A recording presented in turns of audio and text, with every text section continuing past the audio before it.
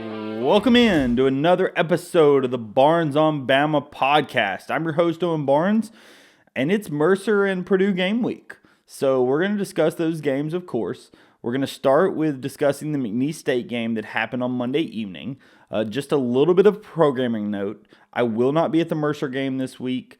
My girlfriend is going to be having surgery on Thursday, so me and her are not going to be in attendance for that Mercer game. And also a heads up, the recording for the breakdowns, recapping the Purdue and Mercer games will probably still come out on Sunday. I got to make sure when I'm going to have time to record. My plan is to still have it come out sometime on Sunday. And then really sorry about the episode breaking down this McNeese State game being delayed on Apple and Spotify. I thought I had scheduled it to come out at 8 a.m. and I had accidentally scheduled it to come out at 8 p.m. If you're watching this on YouTube, then you were able to see it as intended at 8 a.m., but really sorry if you're listening on Spotify or Apple. I will be sure to fix that for this upcoming episode because the RSS feed was messed up, and I did not realize it until, probably 4:30 in the afternoon. So really sorry about that. I'll be sure to make sure that does not happen this time. So let's jump right into the McNeese State game, and let's talk about Alabama's 8-point win over the Cowboys. So Alabama wins, as I said, by 8 over McNeese State, and this was Will Wade's return to Coleman Coliseum. There obviously were some FBI chants by some of the students. There was another student that had a black T-shirt on with the FBI lettering on. I know Will Wade, even gave him a little bit of a thumbs up after one of them. Fully expected all that, and something we didn't talk about in the preview was that this was Will Wade's 9th time playing Nate Oates.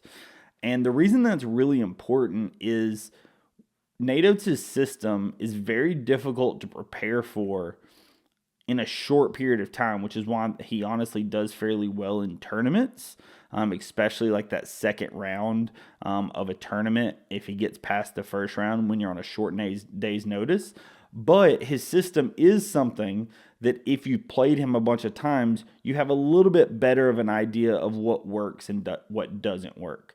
And something that Will Wade did in this game that did work decently well against Alabama is he mixed up his defenses. And he mixed up his defenses a lot. And Alabama's inability to A, get in front of the defender that was in front of them, or B, move the ball, right? Nate Oates talked in the Arkansas State game about how Alabama wasn't moving the ball enough. This game, you saw more of that. There was a lot of standing around. There was a lot of, two guys in the same corner. There were just some things where clearly Alabama's players had not played with each other a ton, and there were some mental lapses that came with that. I think that part of this has to do with the fact that you have all the incoming freshmen, incoming transfers, and then two of your players that had played in Nate Oates' system and were going to be key contributors this season in Grant Nelson and Latrell Wrightsell, both are missing for portions of the summer as well as both scrimmages, right? So this is a situation where the players that had not played for Nate Oates obviously didn't have any experience to go with, and then the players that had played for Nate Oates in Grant Nelson and Latrell Wrightsell, the two of them both were not able to contribute a ton over the summer. Grant Nelson a little bit more than Wrightsell, but obviously toward the end, Wrightsell's not able to contribute nor play in the exhibitions. And this just sees some level of discombobulation, some level of mistakes that happen as related to that. Like there was a moment that Grant Nelson went to throw a pass and Jaron Stevenson had just cut along the baseline, and he should have been in the corner. Grant, thought off of that play he should be in the corner. He throws to what should have been a wide open Jaron, and Jaron's not in the corner, right? So even in players that have played with each other, due to them having not played with each other a ton here recently, you could just tell some lapses that came with that. I will say, however, Grant Nelson was a huge key to this game for Alabama, right? In the first half, Grant Nelson is really the only reason why Alabama was able to sustain the fairly quick start that McNeese State got. McNeese State gets a pretty quick start, jumps out to a lead on Alabama, and Grant Nelson just about single-handedly keeps Alabama in this game. At one point, Grant Nelson, I believe, has 14 and McNeese had 16. And Grant, was just a hot hand. He did miss a couple of threes to start the game, but then hits the next two that he takes. Does a really, really good job, using his body and, and kind of imposing his will down low. Obviously, he's a really tough physical guy, has played a lot of college basketball. He ends up with 4 offensive rebounds, has 3 assists as well, but he was just a huge focal point for what Alabama needed to do and had to do early in this game until the shooting kind of started up and really got going. What you did see that was a good thing to see is you saw Mark Sears and Latrell Wrightsell both shoot the ball pretty well. Mark Sears goes 3 of 5 from 3. Latrell Wrightsell goes 5 of 9. That's really good given that Mark went 0 of 5 and Latrell went 1 of 9 last game. So that's, 7 more makes than they had made on the exact same number of attempts this game. Obviously, you love to see that. I had personally, in my pregame thread, had written Latrell Wrightsell as the player to watch. I fully expected him to have a pretty good game in this one. I knew that he was not going to go 1 of 9 from 3 again. He's just too good of a shooter, and Nate wants him taking those shots. Similar to Latrell Wrightsell, somebody that I expected to have a pretty good game, and it just wasn't his shooting night, was Aiden Holloway. And I wanted to mention it because I know a lot of Auburn fans have just gone crazy of, Aiden shot 0 of 5, 0 of 5. Jaron Stevenson did the same thing, right? This isn't a situation where I would consider this an indictment on Aiden or Jaron. It's just, it happens, right? With Aiden, I think he was putting a little bit too much on it. Most of his shots were hitting the back rim, and I think it was just kind of a distance control thing. It wasn't like he was too far left or right on any of the shots. It was purely a distance thing, and sometimes that happens, right? I will say Nate was pretty upset with Aiden at moments in this game because he was passing up open shots.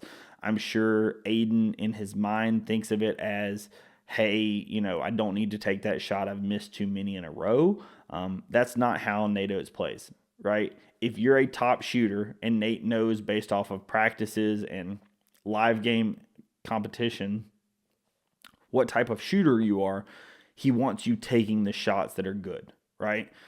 There was a moment that I know that Aiden was in the corner. He passed up the open shot, and Nate immediately goes to the bench, pulls him, but even before they pulled him, Nate had Preston, kind of yelling at him while he was still on the floor, like, hey, you can't pass that shot up, right? This is something that Latrell struggled with at moments last season, where Latrell was so used to opposing, his coach not wanting him to, either take that many threes or whatever.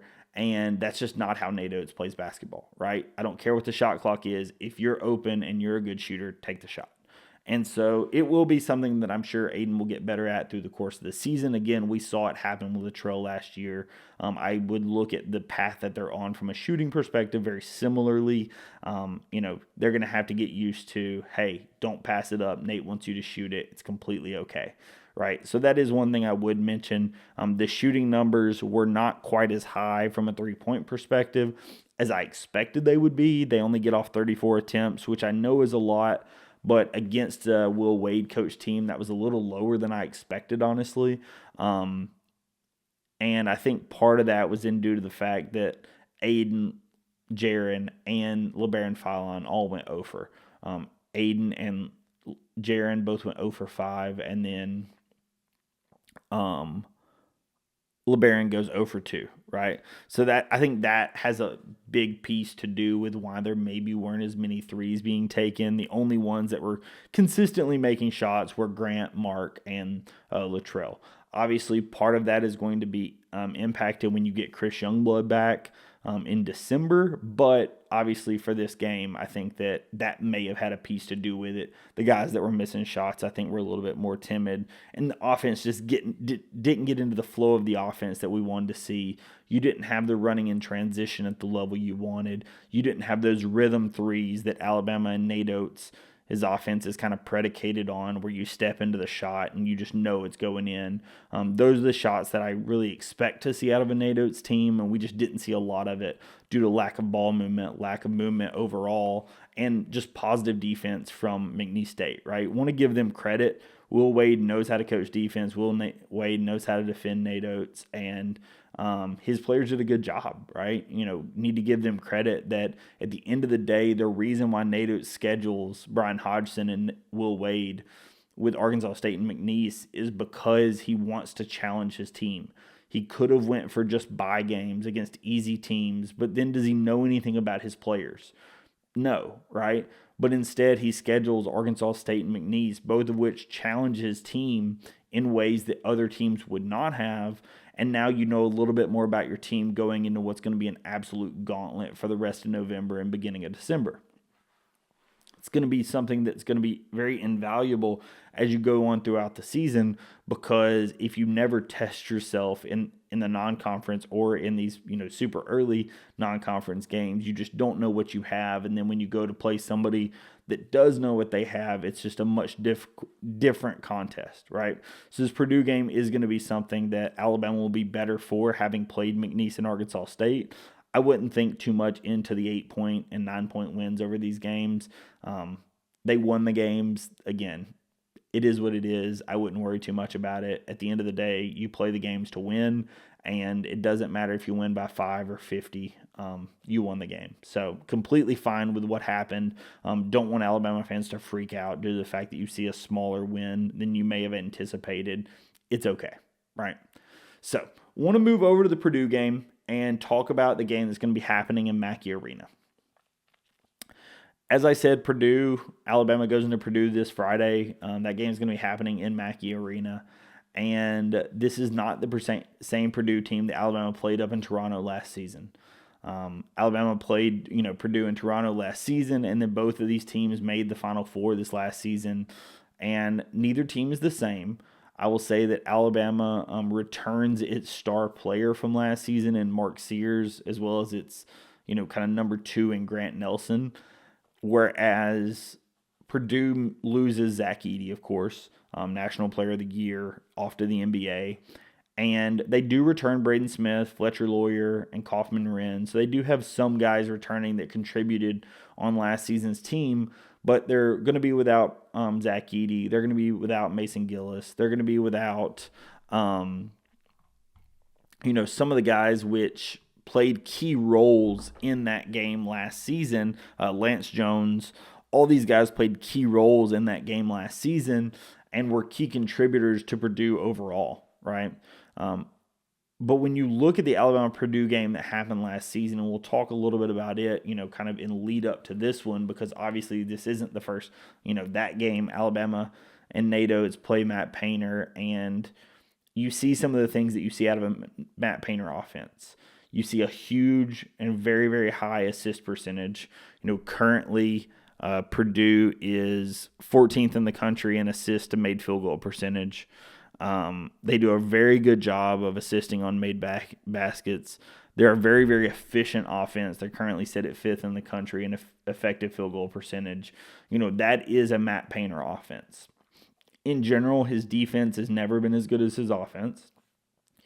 And part of the reason why his defense was better the last few years is he had a 7-4 guy down low. And you could even argue part of the reason why his offense was at its efficiency was because he had the 7-4 guy down low. And they had played more of an inside-out game where the ball went to Zach Edey, and as people collapsed down on him, he was able to spray out to shooters, or even if a Braden Smith was able to the guys outside were able to get more open because they knew that you can't help off of Zach Edey, right? You just couldn't, right? You had to keep the bodies on Edey. And so the physical presence that Edey was and the amount of minutes in which he played, in this game last season, he plays 36 minutes, and that's a huge point, right? Edey played so many minutes, a lot of Alabama fans would be like, hey, he was fouling, he was doing this, he was doing that. I agree, but they weren't calling him, and so he played the 36 minutes, right? At the end of the day, he played the minutes. And when he plays the minutes, then you have to contend with him for those minutes. And that was something that definitely Alabama struggled with last season. He ends up having 35. Now, part of that, he was in Toronto, and they were feeding him in his hometown. He went 11 of 11 from the line. But the other guy that had a very, very successful game is the one that is back this season, is Braden Smith. The difference is Braden Smith is now the guy for Purdue. Last season he was a supporting cast to Zach Edey, versus this season he has to be the guy. And the question is, does Purdue have the supporting cast now around Braden Smith to support him being the guy? You have Fletcher Lawyer, which at moments last season did a really good job, but he obviously has an increased role this season. Kaufman-Wren the same way. He had a decent role last season, but now he's a much bigger role. Everyone is just playing a much bigger role than they were on the team last season, and the question is, are they going to be successful in doing that? At moments this season, the answer would seem to be yes, and at moments the answer would seem to be no. If we look at their Yale game, which is the most recent game they've played, and the best competition they've played to this point, Braden Smith has 22 points. He goes 4 of 8 from deep. He has 9 rebounds and 6 assists. That kind of what you're going to expect out of Braden Smith. He kind of does a little bit of everything. He had 8 assists in the Alabama game. He has 6 assists in this one. He is somebody that does a very good job at finding the open guy, and as well as making his own shots, right? He has 22 points in that game and 5 steals. In my opinion, the key assignment, and this is not crazy, but the key assignment is going to be on Braden Smith.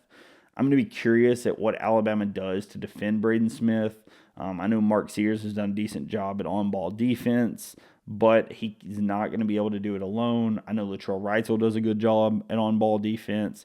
You're going to need a good game out of LeBaron Philon. You're going to need a good game out of Aiden Holloway.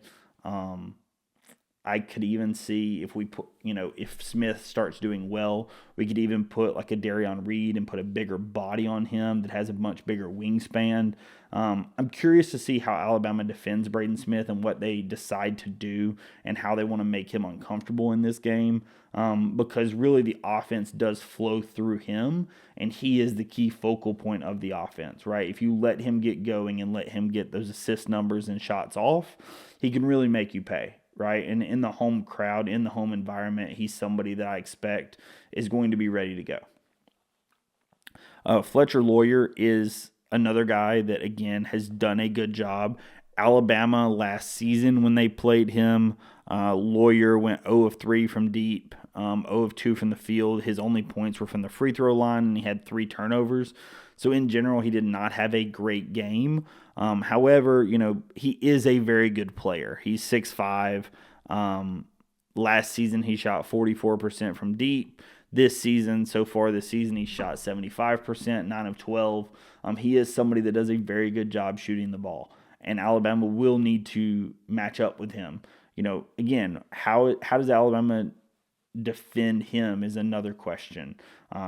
Alabama will have length on most of anybody they're going to play this season. That is the one benefit to Alabama's team, is they are long at most positions, and that's going to help when it comes to a defensive perspective, right? It's the big thing that we've talked about this offseason is when you bring in Cliff, when you bring back Grant, when you bring in a guy like Darion Reed, when you bring in LeBaron Philon, these guys are long for their positions, and that really helps from a defensive perspective. And I think in this game, you're going to see that, right?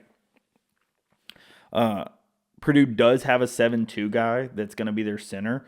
So Cliff is going to have, somebody, I don't want to say more his size, but kind of more his size compared to what he has played against thus far through the first 3 games. We've talked about how the last 3 teams have just been undersized in the forward position.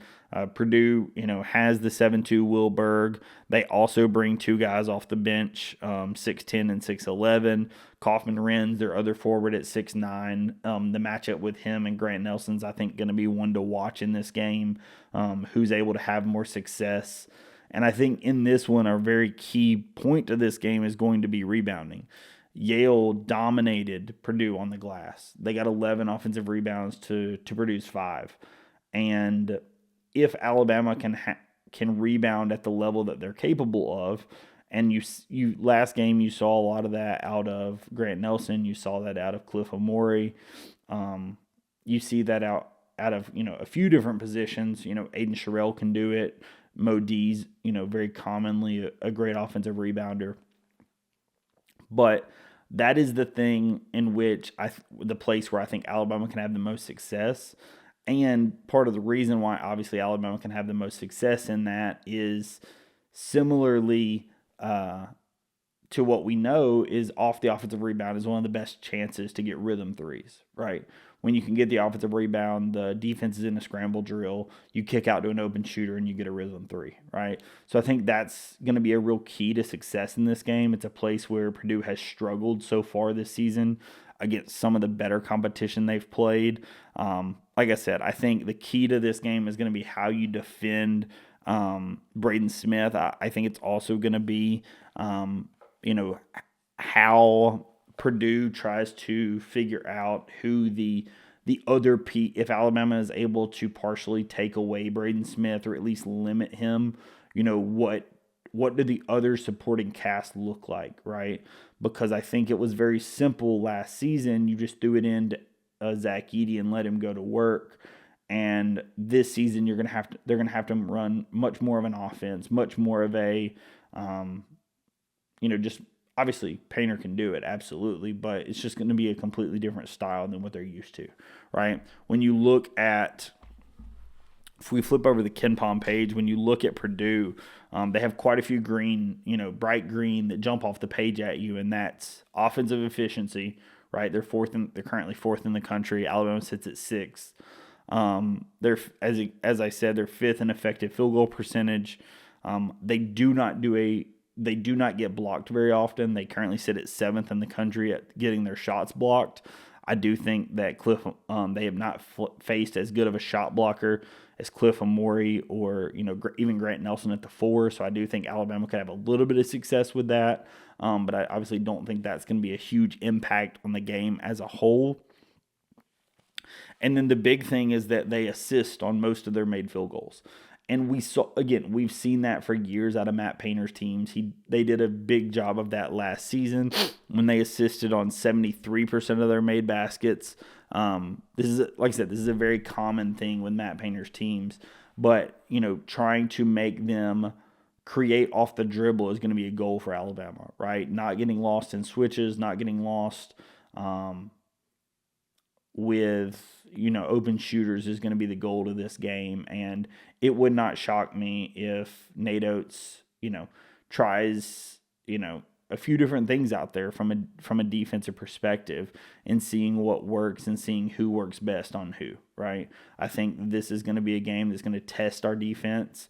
I think that Alabama has the guys and the length to be able to play with Purdue, of course.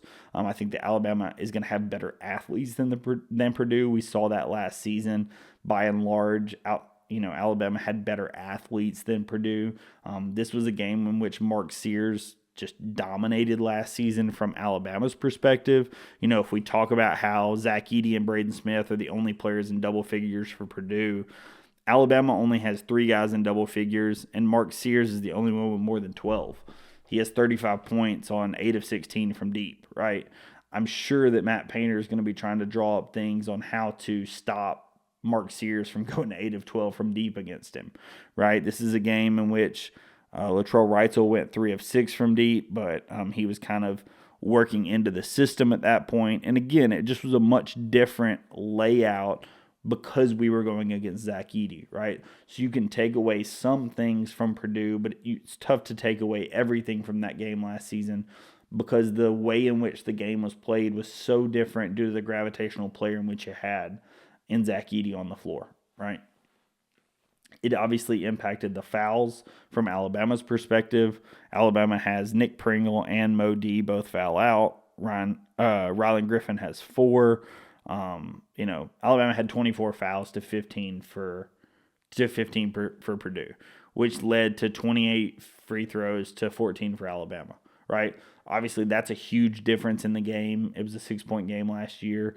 I expect this to be a fairly high-scoring game. But, I do think that Alabama does have the ability to win this game. I think that Alabama probably will win this game and will get off to a start in the non-conference. My prediction for this one is, first off, I think that Alabama is going to try to bump up the pace as much as possible. Obviously, Purdue is going to try to slow it down. That's been a staple of Matt Painter's offense for years, in that he does not like to play fast. Currently, this season, they're 285th in the country.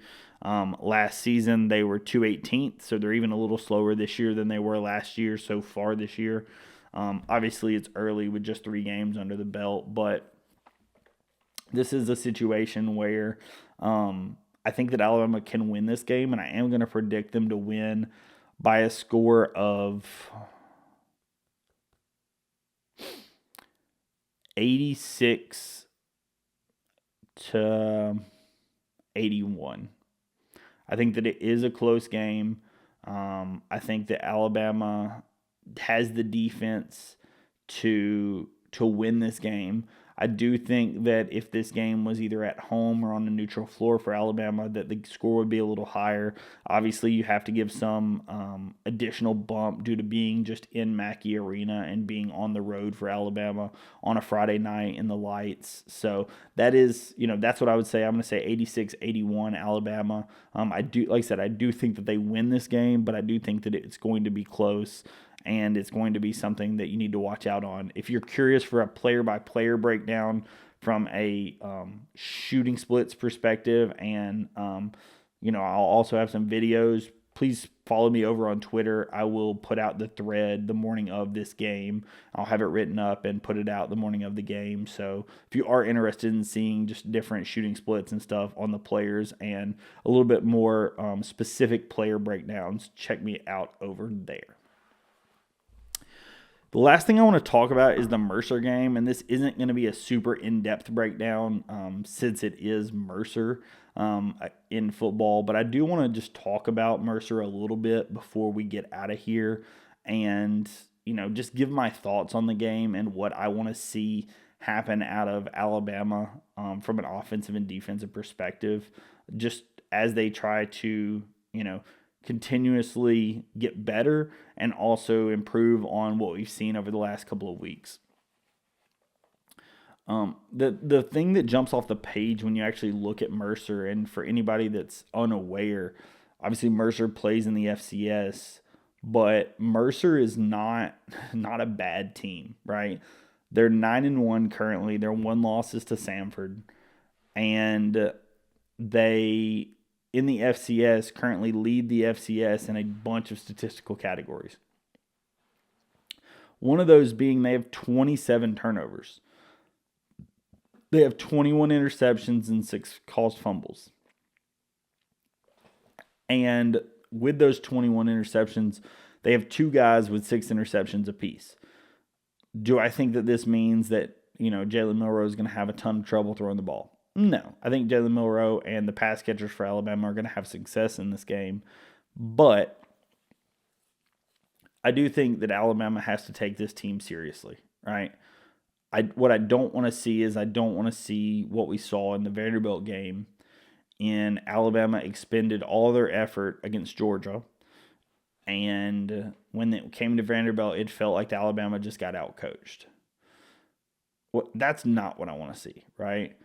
I want to see that Alabama actually, takes this game seriously, understands, yes, it's, lower level competition, but they still have to, obviously show up with the seriousness in which it's Alabama football. And if we are going to compete for the college football playoff, you have to, be actually serious about this and do your best, right? Coach like it depends on it, because it does. And, the college football playoff rankings just came out earlier tonight, and Alabama's ranked 10th. It looks like currently the playoff committee's going almost purely based off of win-loss record. But no matter what, right? If Alabama wants to have a chance at making the playoff, they're going to have to win out, right? At minimum, throughout the rest of the regular season, you could make an argument they may have to win an SEC championship game if they get into it, depending upon how the playoff rankings go. But no matter what, you're going to have to win out through the regular season. And so if Alabama wants to achieve the goals which they set for themselves this season, they're going to need to win this game, right? Do I think that they're the better team? Of course. Do I think that they should win this game comfortably if they play well? Absolutely.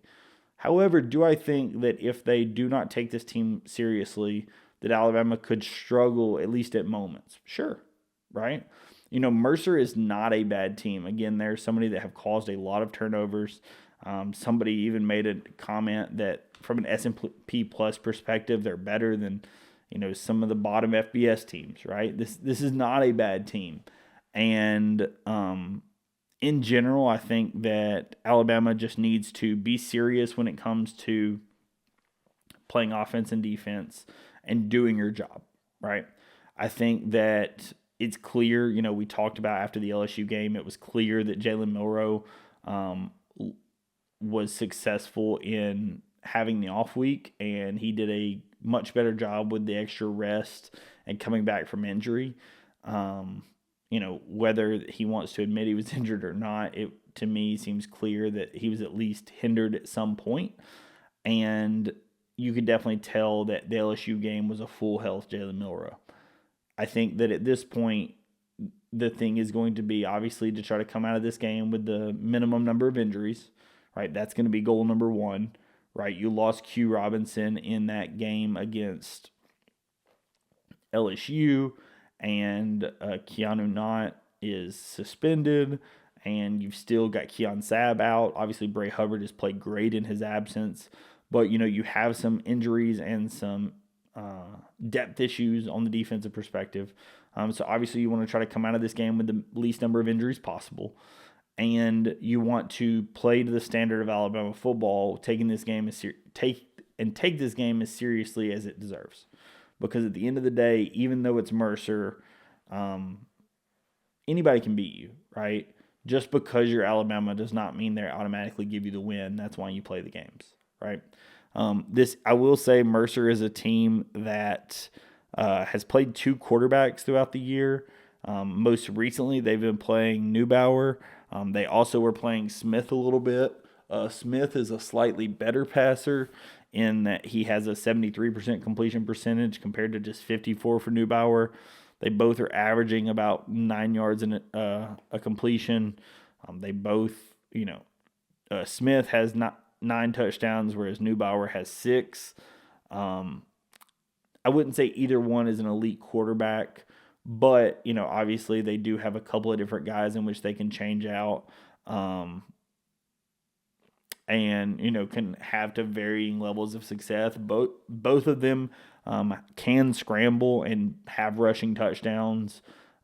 So again, this is just something where, again, Alabama just needs to play to their ability and take this game as seriously as it requires and impose their will. Because I think that what we've seen out of Kane Womack's defense over the past few weeks has been incredible. But we still have to, at the end of the day, we still know that Vanderbilt game happened.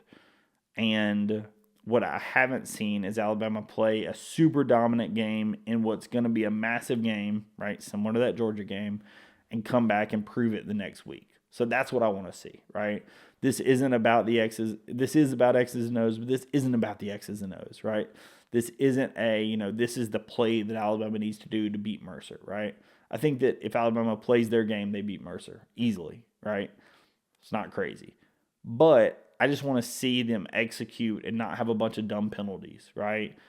Them execute and, not have the mental lapses that causes, the guy running free because you just didn't prepare at the level in which it required. That's what I want to see about this, because if Alabama seriously wants to compete for an SEC championship or a national championship, that's what it's going to take to win it, right? The committee is going to watch this game, and if you can't prove that, hey, we're way better than Mercer, then why are they going to bump you in the rankings, right? That's how I look at these kinds of games.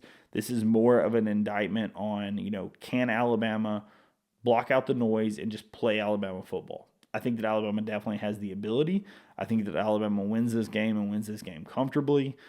I would look at it at like a 42-3 perspective, 42-7 perspective. I think Alabama can win this game, pretty easily. But I do think that if you do not pay attention and you do not stay focused on this game, Mercer can cause you more trouble than you wanted them to, right? If Jalen Milroe just thinks, oh, I'm a better athlete than them, and does not pay attention, he can definitely get picked off in this game, right? If he, again, it's all about preparation. It's all about consistency. And so that's what I would look at for this game is what does the preparation look like? What does the consistency look like in this game? Because I think that will tell you where the headspace of the team is and, what you would potentially need to see moving forward in that Oklahoma and Auburn games and kind of what you may expect to see out of the team in those games. So that's what I'm really looking for in this game. I do think Alabama wins this game and wins it fairly comfortably, but I do have some questions as it relates to Alabama's ability to follow up a big game with the intensity and focus in which it requires to have a complete season. So that's what I wanted to say. As I mentioned, my girlfriend is having surgery, so if the recording that's going to come out on Sunday is a little delayed, sorry about that. My plan is to try to record it on Saturday at some point or maybe early Sunday. Not sure how the schedule is going to work out, but bear with me. I promise it will come out. Thank you so much, everyone, for watching. I really appreciate it. If you are new to the channel, please subscribe, and thank you so much for watching. I'll catch you in the next one. Peace.